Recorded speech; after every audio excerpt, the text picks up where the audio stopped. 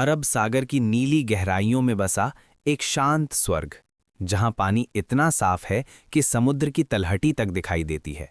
ये है लक्षद्वीप, भारत का सबसे छोटा केंद्र शासित प्रदेश, लेकिन प्राकृतिक सुंदरता में किसी विदेशी द्वीप से कम नहीं। 36 छोटे बड़े द्वीपों से मिलकर बना ये द्वीप समूह सदियों पुराने समुद्री व्यापार मार्गों का हिस्सा रहा है। माना जाता है कि यहाँ प्राचीन अरब व्यापारियों का आना जाना था। बाद में ये दक्षिण भारतीय राजाओं और फिर ब्रिटिश शासन के अधीन रहा।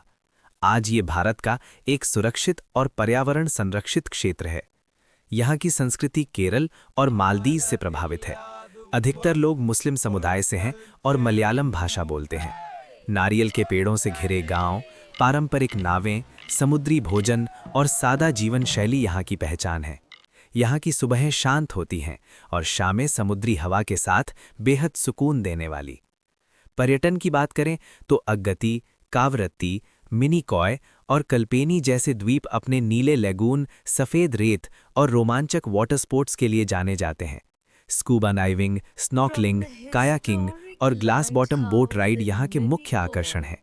सबसे खास बात यह है कि यहाँ भीड़ बहुत कम होती है, क्योंकि लक्षद्वीप जाने के लिए विशेष परमिट आवश्यक है।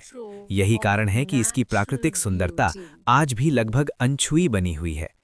नीला आसमान, फिरोजी पानी, झूमते नारियल के पेड़ और शांत वातावरण, यहाँ का हर सूर्योदय और सूर्यास्त किसी पेंटिंग जैसा लगता है।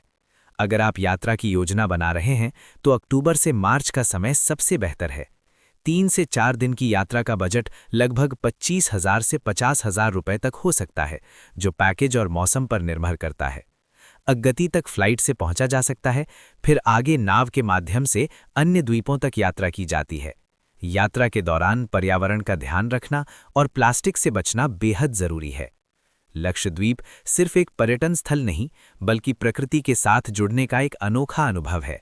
अगर आप भीड़ से दूर शांति और खूबसूरती की तलाश में हैं, तो ये द्वीप समूह आपका इंतजार कर रहा है।